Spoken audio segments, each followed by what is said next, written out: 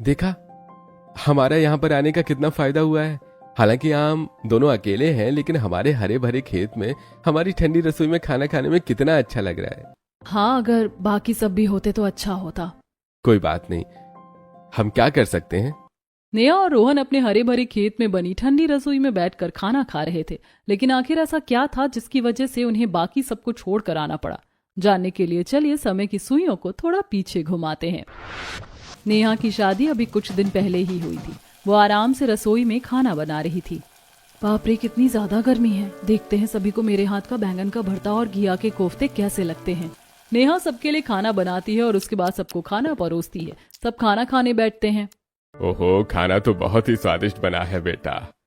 हाँ बिल्कुल, घिया के कोफ्ते भी मुझे बहुत अच्छे लगते हैं। इसके साथ ये पुदीने की चटनी है, ये भी बहुत अच्छी लग रही है। हाँ भाभी, आपके हाथों में तो जादू है।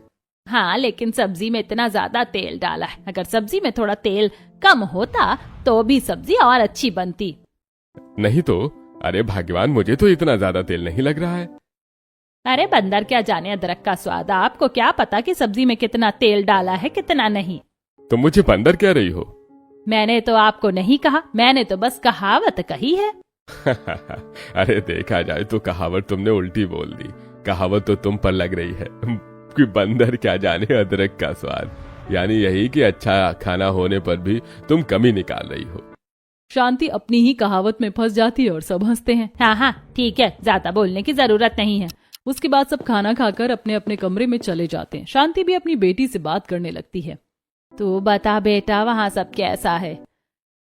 यहाँ भी सब बढ़िया है। अच्छा बताओ, भाभी क्या कर रही हैं? कुछ नहीं, अभी तो उसने बर्तन साफ किए थे। उसके बाद वो थोड़ी देर आराम से अपने कमरे में एसी में लेटी होगी। अरे मम्मी, कितनी बार मैंने आपको समझाया कि भाभी पर थोड़ा नजर रखा करो। अभी भाभी नहीं आई है और अभी से ही इतनी छूट दे दोगी तो आगे जाकर क्या होगा। इस समय भाभी चाहती तो आपके पास थोड़ी देर आकर बैठ सकती थी ना, लेकिन नहीं। इसका मतलब भाभी जानबूझकर आपसे कट रही हैं। बात तो तेरी बिल्कुल सही है बेटा। वही तो कह रही हूँ मम्मी। आज भाभी ने क्या बनाया था? उसने बैंगन का भरता और घिया के कोफ्ते बनाए थे। आपने तेल के बारे में भाभी को डांटा या नहीं कि सब्जी में इतना ज्यादा तेल नहीं डालना चाहिए?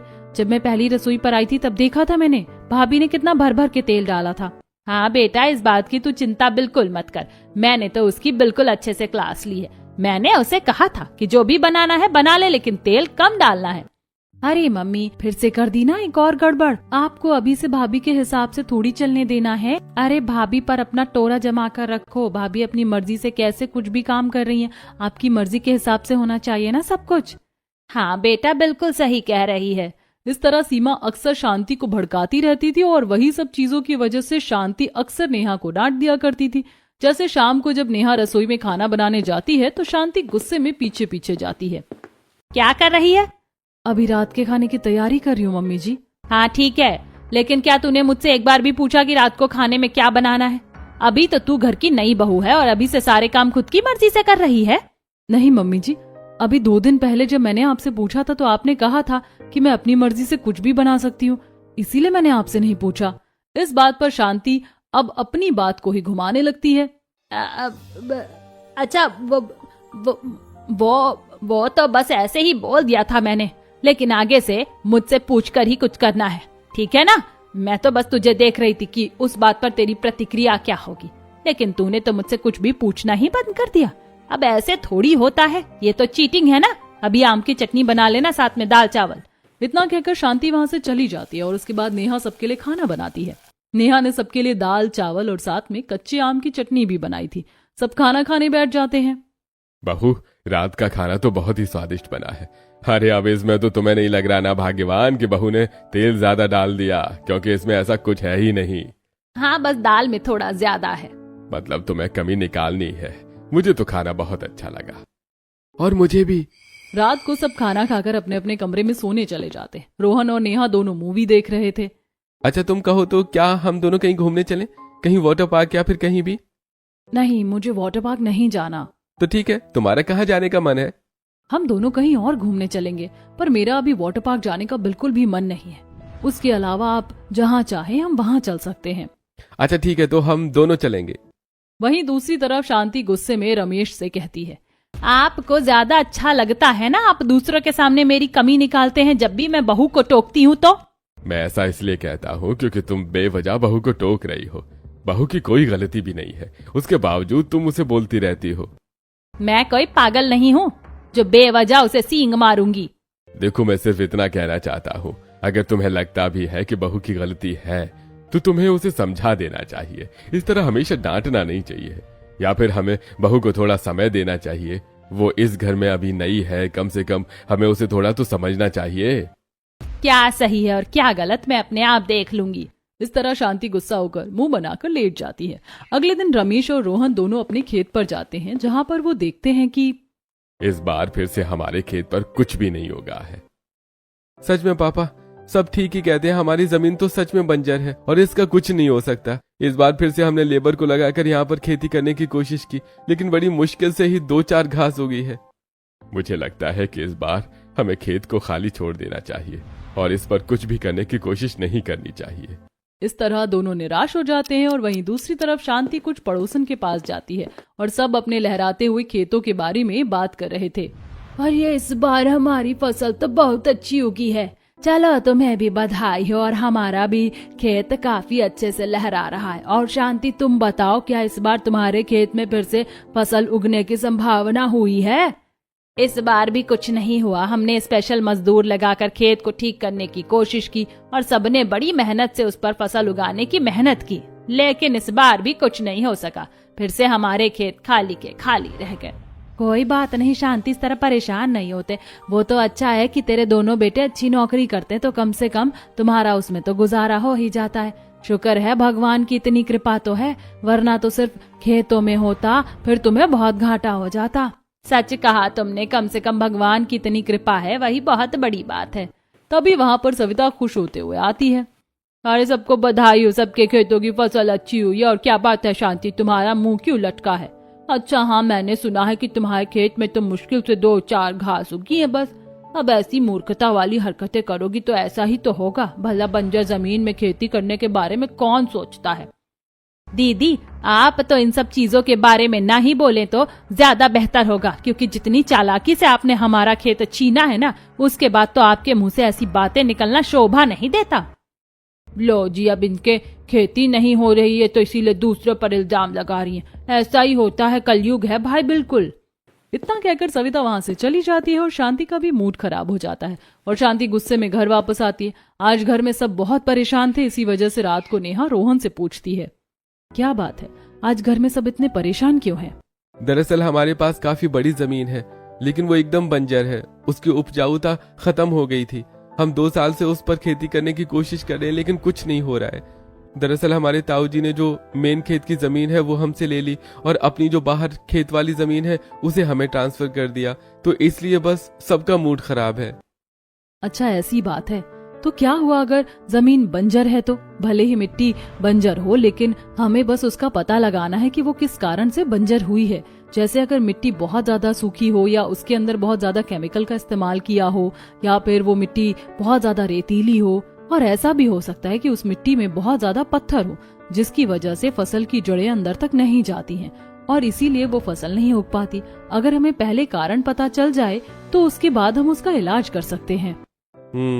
मुझे तो लगता है कि तुम्हें इन सब चीजों के बारे में बहुत नॉलेज है। हाँ है, इसीलिए तो हमें इस नॉलेज का फायदा उठाना चाहिए। क्या कल हम दोनों मिलकर खेत पर चले? वहाँ जाकर देखते हैं कि हम क्या कर सकते हैं। ठीक है, अगर हमारी पत्नी साहिबा का ऑर्डर है फिर तो चलना ही पड़ेगा, लेकिन कल नहीं चल सकते, 2 दिन बाद जाएंगे। कल और परसों तो मुझे जरूरी काम से बाहर जाना है।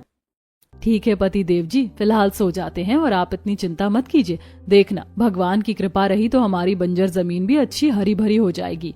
उसके बाद दोनों सो जाते हैं और अगले दिन नेहा सुबह सारा काम खत्म करके अपनी पड़ोसन के साथ बाजार जाती है। उस समय सीमा का फोन शांति के पास आया हुआ था। हाँ मम्मी, आपने फिर से भाभी को बाजार क्यों भेज दिया? अरे आपको पता नहीं कि वो पड़ोसन भाभी कितनी चालाक है? अगर हमारी भाभी को कुछ पट्टी पढ़ा देंगी तो क्या होगा? सही कहा तूने, इस बारे में तो मैंने सोचा ही नहीं था। आने दे, आज तो इसकी खटिया खड़ी करूंगी मैं। सीमा अपनी मम्मी से बात करके कॉल कट कर देती है। तभी वहाँ पर सीमा की सास, जिसने पीछे से ये सब सुन लिया था, वो सीमा के पास आकर कहती है, अरे बेटा, हमारी रिया बेटी से ना जाने कितने दिनों में बात होती है। शादी होने के बाद तो बेटी सच में ससुराल वालों की हो जाती है। वो तो हमें न समय दे पाती है और न ही फोन पर बात कर पाती है। तो मम्मी जी बात तो करनी ही चाहिए, आखिर मायका मायका ही होता है। भले ही शादी हो जाए लेकिन मायके में तो बेटी का टोरा हमेशा होना ही चाहिए ना। हाँ बेटा, लेकिन शादी के बाद ससुराल ही तो अपना घर हो जाता है, हमें वहाँ पर ज्यादा ध्यान करना चाहिए। मम्मी जी ससुराल के साथ मायके में भी पूरा ध्यान होना चाहिए, वरना हमें कैसे पता चलेगा कि वहाँ क्या हो रहा है और क्या नहीं। ऐसे तो मामला गड़बड़ हो सकता है ना। सुनीता तो इनडायरेक्टली सीमा को समझाने की कोशिश कर रही थी, लेकिन सीमा ने तो सुनीता को अपनी सोच के अनुसार साफ जवाब दे दिया था। उसके बाद वहीं दूसरी तरफ आजकल तो हर चीज के दाम बहुत ज्यादा बढ़ रहे हैं। तुमने बिल्कुल सही कहा नेहा, अब देखो तो हमने कितनी महंगी सब्जी खरीदी है। दोनों बातें करते हुए घर वापस आ रही थी। गर्मी के मारे दोनों का हाल बुरा हो रहा था और पसीने से लथपथ हो रही थी। चलो नींबू पानी पीते हैं, बड़ी गर्मी लग रही है।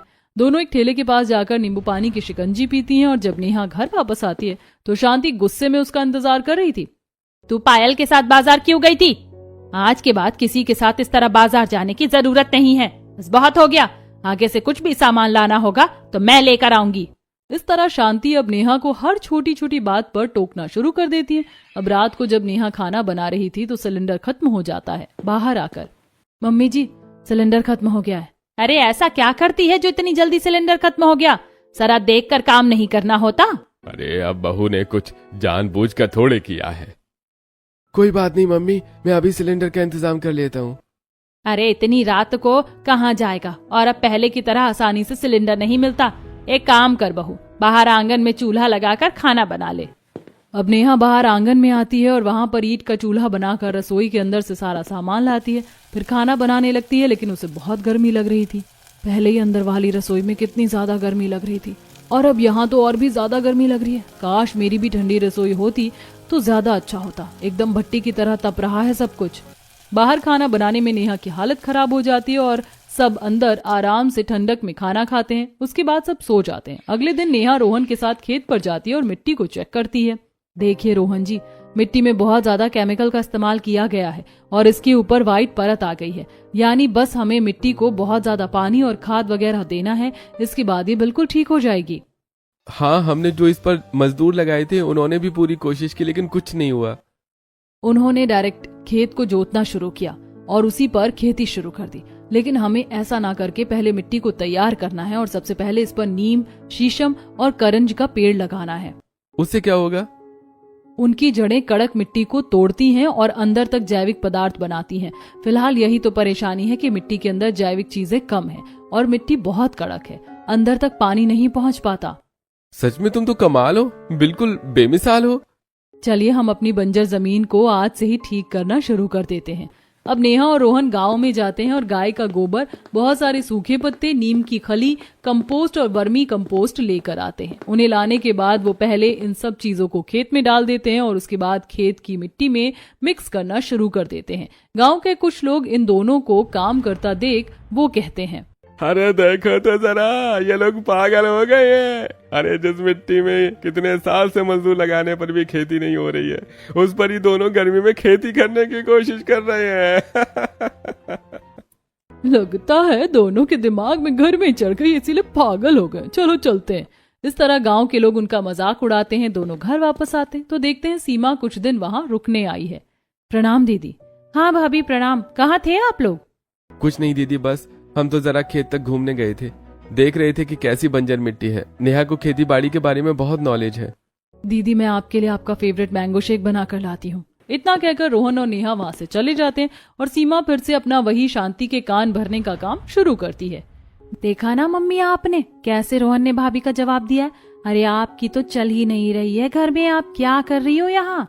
कोई बात नहीं, आप चिंता मत करो, मैं आ गई हूँ ना, मैं सब सिखा कर जाऊंगी। नेहा सबके लिए मैंगो शेक लेकर आती है। अब जब तक सीमा वहां रुकती है वो नेहा के हर काम में कमी निकाल रही थी। जैसे आज नेहा जब दोपहर में चूल्हे पर खाना बनाती है, सुबह शाम तो फिर भी चूल्हे पर खाना बनाना चलता है, लेकिन इस समय तो और भी बहुत गर्मी लग रही है। नेहा गर्मी में खाना बनाकर परेशान होकर अंदर आती है। मम्मी जी, दोपहर में बाहर बहुत धूप होती है, खाना बनाने में परेशानी होती है, तो आप सिलेंडर मंगवा लीजिए। अरे भाभी, आप मम्मी से ऐसे कैसे बात कर सकती हो? आप कहना क्या चाहती हैं कि मम्मी जानबूझकर आपको परेशान कर रही हैं? नहीं दीदी, मेरा ऐसा कहने का मतलब नहीं था। मैं सब समझती हूँ, तेरा क्या मतलब था और क्या नहीं। अभी कोई सिलेंडर नहीं आएगा। एक तो तूने समय से पहले खत्म कर दिया है। कीमत पता भी है कितनी आसमान छू रही है। अपने मायके में भी तो चूल्हे पर खाना बनाती थी, यहाँ भी बना लोगी तो क्या हो जाएगा। मम्मी जी, मायके में अलग से बाहर मिट्टी की रसोई थी, उसमें इतनी परेशानी नहीं होती थी खाना बनाने में। देखो तो कैसे जुबान लड़ा रही है। भाभी, आप तो हर चीज का गुनहगार हमें ही बता रही हो। ये तो बहुत गलत बात है आपकी। शांति और सीमा नेहा की हर बात का गलत मतलब निकालते हैं, इसीलिए नेहा आगे कुछ बोलती ही नहीं। दोपहर में नेहा अपने कमरे में आराम कर रही थी, तब सीमा बहुत सारे कपड़े लेकर आती है। भाभी, जल्दी से सारे कपड़े धो दीजिए। दीदी, अभी मैं सारा काम खत्म करके आई हूँ, मैं थोड़ी देर में शाम को कपड़े धो दूंगी। अभी छत पर भी बहुत धूप है और वॉशिंग मशीन भी ऊपर ही है। आप जानबूझकर मेरे काम को मना कर रही है ना, क्योंकि आपको मैं इस घर में अच्छी नहीं लग रही। तभी वहां पर रोहन आ जाता है। क्या हुआ? रोहन के आते ही सीमा नकली आंसू निकाल कर एक्टिंग करना शुरू करती है। देखो ना रोहन, मैं तो भाभी से कितने प्यार से बात करी थी और उल्टा हुआ वो मुझे भला बुरा कह रही है। उन्होंने कहा कि मेरे आने से घर में फालतू का काम बढ़ गया है और वो मेरा काम नहीं करेंगी। रोहन को ये बात सुनकर बहुत गुस्सा आता है। वो सोच भी नहीं सकता था कि सीमा इतना बड़ा झूठ बोलेगी, इसीलिए वो बिना सोचे समझे नेहा को डांटना शुरू कर देता है। मैंने कभी नहीं सोचा था कि तुम ऐसा कुछ करोगी। ये तुम्हारी बहुत गलत बात है। नहीं, मैंने ऐसा कुछ भी नहीं कहा। ऐसा करके अब तुम इनकार भी कर रही हो, तुम्हें शर्म आनी चाहिए। इस तरह सीमा नेहा और रोहन के बीच में भी मिसअंडरस्टैंडिंग क्रिएट कर रही थी। जबकि नेहा शांति की हर बात मानती थी, उसकी सेवा पानी करती थी, उसके सिर में दर्द होता तो सर में चंपी करती और हाथ पैर भी दबा देती थी, लेकिन फिर भी शांति सीमा की बातों में आकर उसे भला बुरा कहती। वहीं दूसरी तरफ जब रोहन कुछ दिन तक देखता है कि सीमा और शांति हर छोटी छोटी बात पर नेहा को ताने कस रही थी, फिर रोहन नेहा का स्टैंड लेता है तो उसे भी डांट पड़ जाती है। क्या हो गया अगर नेहा ने अपनी मर्जी से कुछ बनाकर खा लिया तो? उसे कुछ भी करने से पहले मुझसे पूछना चाहिए। अभी से वो यहाँ की मालकिन नहीं बन गई है, मुझे इग्नोर कर रही है वो। अब इन सब झगड़ों से रोहन भी हर रोज परेशान हो गया था। एक दिन जब रोहन और नेहा दोनों खेत पर काम करने जाते हैं, आज हमने सारा खाद मिक्स कर लिया है, अब बस हमें इसमें बहुत सारा पानी डालने के बाद इसे ढकना है ताकि गर्मी से पानी सूख ना जाए, और रात को भी हम खेत में पानी डालकर जाएंगे। जितना ज्यादा पानी डालेंगे उतना ज्यादा बंजर जमीन का नमक और अंदर तक जाएगा और ये ठीक हो जाएगी। ठीक है, हम पानी डाल देते हैं और बाद में राजू आकर पूरे खेत को अच्छे से पन्नी से कवर कर देगा। उसके बाद पूरे खेत में पानी डालकर दोनों घर वापस आते हैं। वहीं दूसरी तरफ सविता फिर से शांति का मजाक बनाने उसके पास आती है। अरे तू क्यों अपने बहू बेटे पर इतना अत्याचार कर रही है? पहले तो मजदूर लगाते थे और अब अपनी बहू को ही बंजर जमीन में खेती करने के लिए भेज देती है। हाँ शांति, पहले की बात कुछ और थी, लेकिन अब तू बहू से इतना काम क्यों करवा रही है? तुझे ऐसा तो नहीं करना चाहिए कम से कम। शांति को इन सब चीजों के बारे में कुछ पता नहीं था और वो घर जाकर आग बबूला होते हुए कहती है, तुम दोनों को ऐसा करने की क्या जरूरत थी? पूरे गांव में मेरी बदनामी कर रखी है। मैं सब जानती हूँ, तुझे इस बहू ने भड़काया होगा। ये सब कुछ जानबूझकर कर रही है। बस मम्मी, अब बहुत हो गया। आपको पता भी है नेहा हमारे भले के लिए सब कर रही है और आप हमेशा उसे ही दोषी ठहराती रहती हैं। लो जी, बोल रहा है जोरू का गुलाम। अब बस बहुत हो गया। अब मैं यहाँ और नहीं रुकने वाला। जहाँ मेरी पत्नी की जरा भी इज्जत नहीं है, मैं वहाँ नहीं रुक सकता। अब रोहन नेहा का हाथ पकड़कर कमरे में जाता है और बैग पैक करने लगता है। देखिए, आप गुस्से में हैं, लेकिन हमें ऐसा नहीं करना चाहिए। अरे बस, मैं हमेशा तुम्हारे कहने पर ही चुप रहा, लेकिन अब नहीं। तुम्हें मेरी कसम है, आगे तुम कुछ नहीं बोलोगी। मेरे साथ चलो। इस तरह दोनों घर छोड़कर अपने खेत वाले घर में आ जाते हैं। अच्छा ठीक है, लेकिन हमारा पूरा खेत तो बंजर है। क्या कर सकते हैं, हमें जानबूझकर ऐसा खेत दिया है। कोई बात नहीं, फिलहाल चलो घर के अंदर चलते हैं। खेत में ही छोटा सा घर बना हुआ था। दोनों उसके अंदर जाते हैं तो वहां पर काफी धूल मिट्टी थी। यहाँ पर काफी साफ सफाई करनी होगी, लेकिन यहाँ तो रसोई नहीं है। हाँ, क्योंकि इसे घर की तरह नहीं बनाया था। ये तो बस इसलिए बनाया गया था कि यहाँ पर थोड़ी देर आराम कर सकते हैं और यहाँ पर इसे वेयर हाउस की तरह स्टोरेज रूम बना सकते हैं। कहीं मैंने तुम्हें यहाँ लाकर गलती तो नहीं कर दी? अब मुझे लग रहा है कि शायद वहां से ज्यादा परेशानी यहाँ होगी। नहीं, हमें सबको गलत साबित करना होगा। अब दोनों वहां की साफ सफाई करते हैं और वहीं पर रहते हैं। अब अगले दिन नेहा, यहाँ पर रसोई तो है ही नहीं। घर के अंदर ही बना लेंगे। नहीं, वहाँ कम स्पेस है और फिर यहाँ तो हमें चूल्हा ही लगाना होगा, फिर घर में धुआं धुआं होगा। एक काम करते हैं, हम यहाँ पर अपनी ठंडी रसोई बनाएंगे। क्या कहा? ठंडी रसोई भी होती है? हाँ बिल्कुल होती है, चलिए मैं आपको बताती हूँ ठंडी रसोई कैसी होती है। अब नेहा रोहन के साथ पास वाले जंगल से ढेर सारी मिट्टी और घास लेकर आती है। उसके बाद वो मिट्टी को गीला करके दीवार बनाना शुरू करती है। साथ में वो उसमें घास भी मिक्स कर लेती है। रोहन के भी हाथ मिट्टी से गंदे हो गए थे और वो थोड़ी सी मिट्टी नेहा को लगा देता है। उसके बाद नेहा भी रोहन के मुंह पर मिट्टी लगाती है। इस तरह दोनों काम करते हुए एंजॉय कर रहे थे। आज पूरा दिन काम करने के बाद उन्होंने 2 दीवार तैयार कर ली थी। ये काम तो सच में बहुत मुश्किल है। बिल्कुल, मैं भी आज बहुत थक गई हूँ। आज मैं बाहर से खाना लेकर आ जाता हूँ। दोनों बहुत थक गए थे, इसीलिए रोहन पास वाले ढाबे से खाना लेकर आता है और दोनों खाना खाकर सो जाते हैं। वहीं दूसरी तरफ अरे तुम्हारी वजह से दोनों घर छोड़कर चले गए और तुमने अपनी बेटी की वजह से ऐसा किया। अरे उसकी बात तुम क्यों मानती हो? क्योंकि वो बिल्कुल सही है। तुम्हारी बेटी तो यहाँ पर आग लगाकर चली गई, अब खुद ही भुगतो। इस तरह रमेश भी शांति से बहुत ज्यादा गुस्सा हो जाता है। वहीं दूसरी तरफ नेहा और रोहन अपनी ठंडी रसोई भी बना रहे थे और खेत को भी फिर से उपजाऊ करने की कोशिश कर रहे थे। उन्होंने वहां पर कोनों में नीम शीशम के पेड़ लगा दिए थे और एक तरफ उन्होंने मिट्टी की ठंडी रसोई भी तैयार कर ली थी। अब उसके अंदर नेहा मिट्टी का चूल्हा और मिट्टी के बर्तन बना लेती है।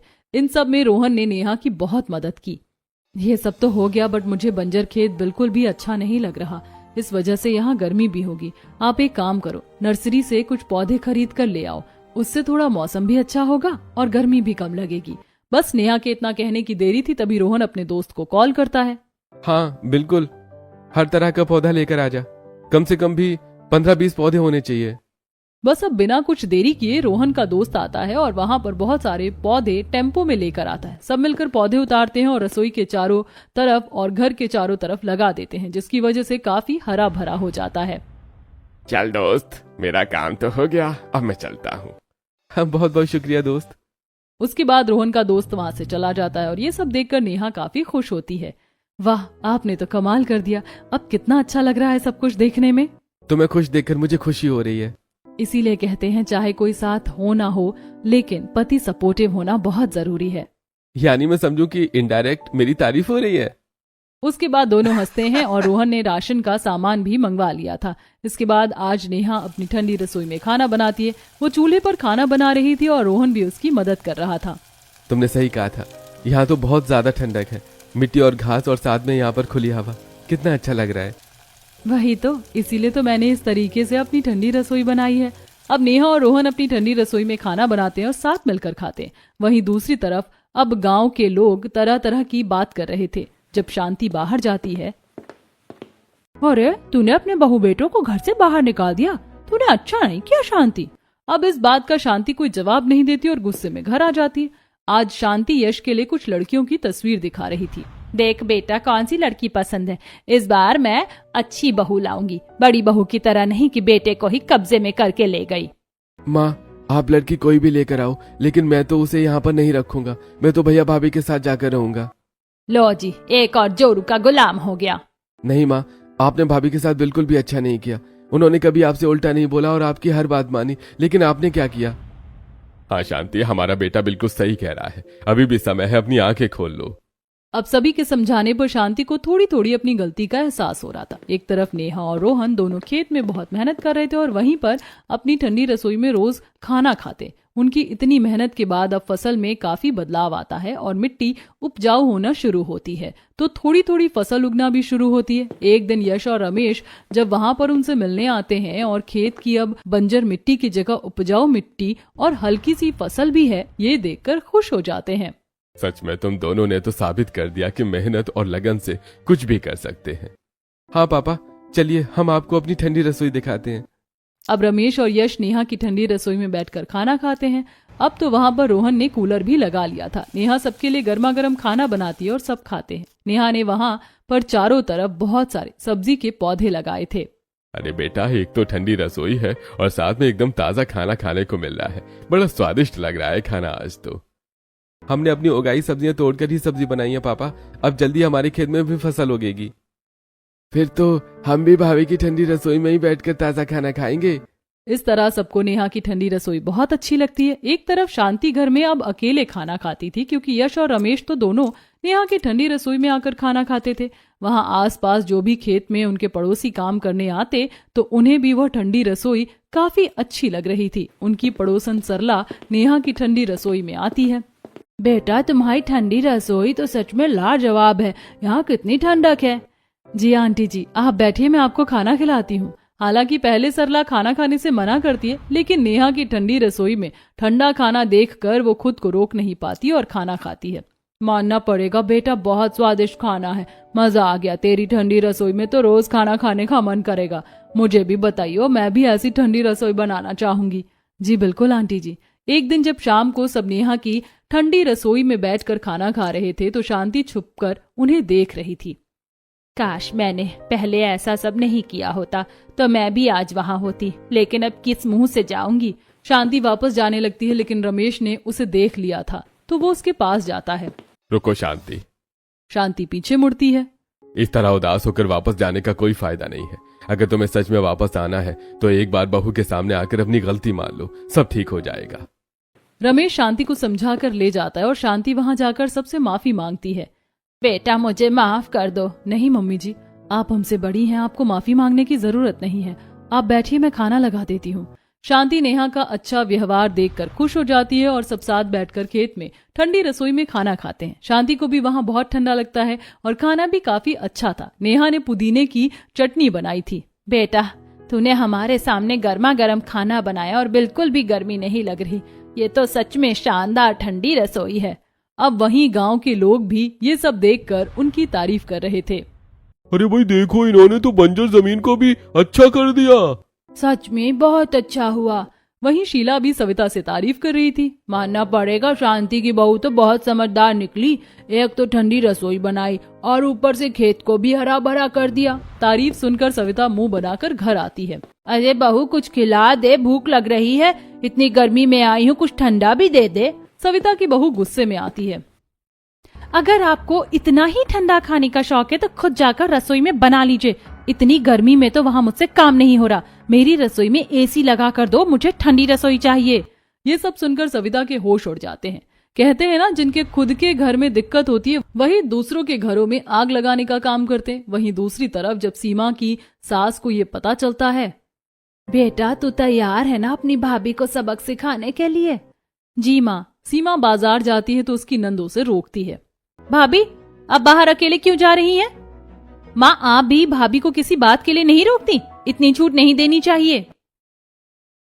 रिया सीमा को सबक सिखाने के लिए कई दिन से उसे इरिटेट कर रही थी और आज सीमा को गुस्सा आ जाता है।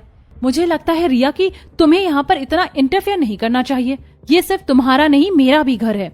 बिल्कुल सही कहा बहू तूने। आज मुझे तुझ पर गर्व हो रहा है, लेकिन यही जब तू अपनी भाभी के साथ कर रही थी तब तूने क्यों नहीं सोचा? तुझे उनके साथ ऐसा नहीं करना चाहिए था। अभी भी समय है, गलती मान ले। सीमा के पास कोई जवाब नहीं था। अब सीमा को भी एहसास होता है और फिर वो अपने मायके जाती है तो उसे पता चलता है कि सब खेत में है। लेकिन वो बंजर खेत को देखकर खुश हो जाती है क्योंकि वहाँ की मिट्टी का रंग बदल गया और फसल भी उगना शुरू हो गई। मम्मी भाभी मुझे आप दोनों माफ कर दीजिए। मुझे ऐसा नहीं करना चाहिए था। सिर्फ अपने मायके में अपना पुराना दबदबा बनाए रखने के लिए मैंने ऐसा किया। अच्छा है कि तुझे अब अपनी गलती का एहसास है। चल अब अंदर चलते हैं, तुझे तेरी भाभी की ठंडी रसोई दिखाते हैं। अब रात को सब वहाँ साथ बैठकर ठंडी रसोई में खाना खाते हैं और ये तो सच में बहुत ही शानदार और अच्छी है। यहाँ ना तो बिल्कुल गर्मी लग रही है और यहाँ खाना खाने में कितना अच्छा लग रहा है।